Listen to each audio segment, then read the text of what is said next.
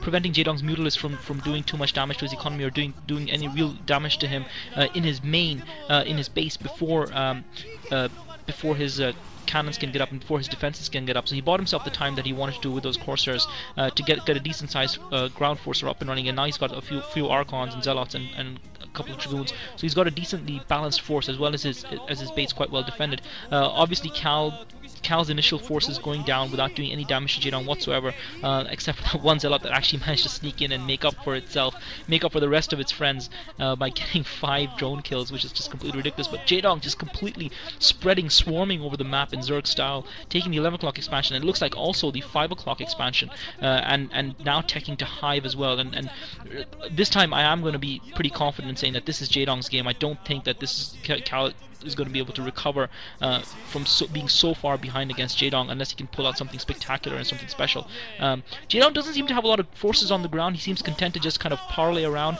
and keep Cal at arm's length.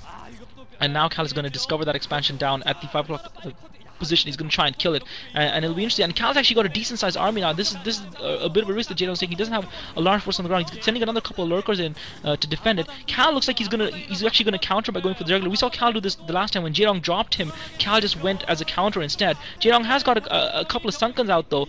He's got 2 Sunkens, the third one building.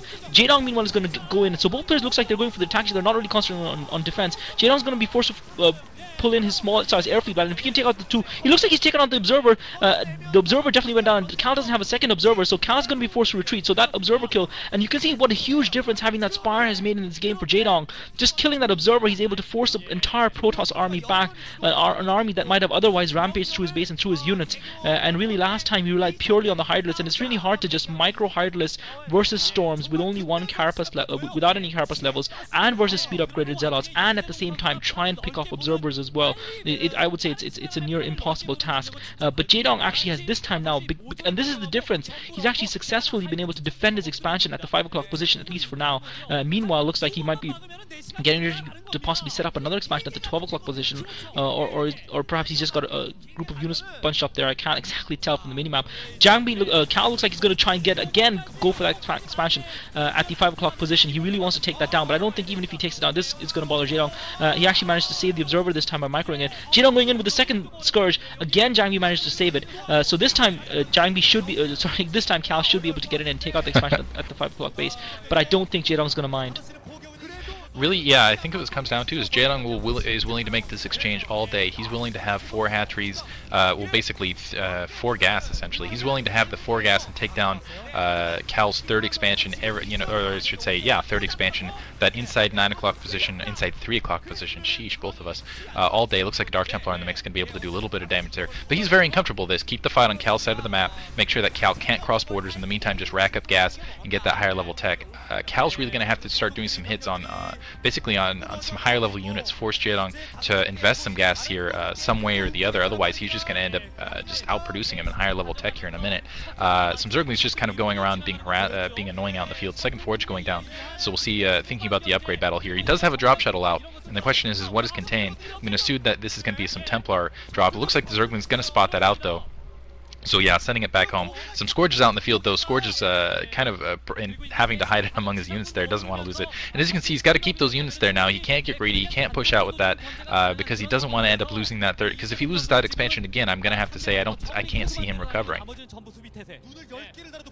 Yeah, as it is, he doesn't look in a very recoverable position. Though I am encouraged, I have to say, I'm very encouraged to see that shuttle out and see him going for the drop. And he is going to be able to drop here at Jaedong's Protected Expo. And he's actually dropping Dark Templar. He's dropped 2 Dark Templar. I haven't seen a High Templar come out yet. And looks like it doesn't actually have any High Templar in. So he's dropped 2 Dark Templar. Looks like he's taken the Sunken out. And he's now dropping the High Templar in at the 11 o'clock Expo. And he's going to get a massive probe kill. He's going to get a massive drone kill here. He's managed to wipe out all of the drones with massive storms. Those Templar look like they had 2 storms each, enough energy for 2 storms each, and they just completely killed all the drones at that expansion. So great work by Cal. I'm very impressed because if you remember back to last season with Stork being in a similar position when he was behind, and Jaedong once again just running in with those upgraded Zerglings, he's just going to be able to take out this expansion, this undefended expansion, because his opponent's units were in. He's not going to focus that Nexus down, and I think that Nexus is going to go down before Cal can get in and actually take out those Zerglings. Zerglings, and that Nexus is definitely going down. So once again, Jaedong counting the Nexus. Great play by Jaedong. Those Zerglings just literally finishing it in seconds before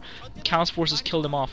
But I have to say, I'm very impressed with Cal and his willingness to actually fight. Last season with Stork, how many games out of the 4 games or the 3 games that he lost, the 3 games that were played, he hardly ever did a successful Templar drop on Jaedong or on his opponent, but not this time. And once again, this time coming in, Cal, and that was actually the OSL finals, I believe. And Cal once again coming in with another drop, dropping in the Zealots to absorb the sunken hits first. I don't see a High Templar this time. This time he's just gone for Zealots. So Cal willing to just drop in units just to keep his opponent off balance, so that his opponent doesn't have the initiative. And it's clever play. It's exactly what a Protoss player needs to do. He needs to keep the Zerg player busy so that he can expand it, and simultaneous drops going off, and that's the kind of macro and micro we expect to see at this level of StarCraft, at the final level. And really, I have to say, Cal is impressing me here and proving to be a worthy contender for this final spot. Unfortunately, I feel like because Jaedong, I mean, Cal is doing exactly what he needs to do. He's disrupting the gas flow. He's stopping that gas from being produced. He realizes where Jaedong's not just lifeblood, Ultra's Cavern's up in the meantime, but basically where he's going to end up losing this game. Looks like some Defilers out as well. But because he's so late on that additional Nexus, I worry for him. Looks like he's taking down a Forge that's actually upgrading here in the background. I'm not sure what the tactic behind that is. A Shuttle out there shaking off some Scourge there. So Cal being very successful with his drops, but I still feel like it's almost been for naught because he hasn't managed to get that inside 3 o'clock location up and producing for him, and his main in the meantime is very low on resources. I feel like he's losing, he's winning here and there as far as these drops are going, but I feel like he's losing the overall resource battle in the meantime.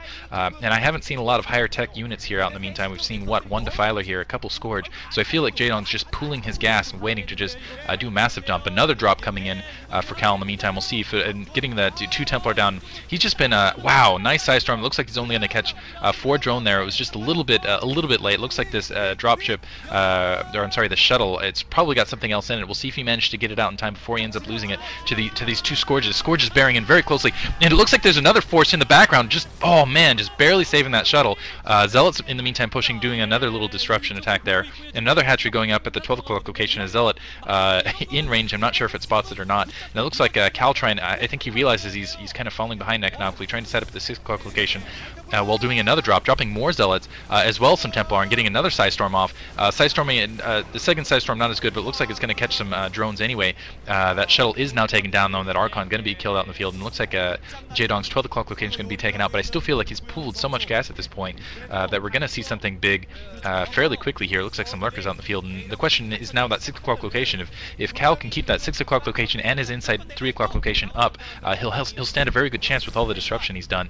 But if he can't keep either of those locations down and manage to keep a large enough ground force, he's not going to be able to take this game. Oh yeah, I agree with you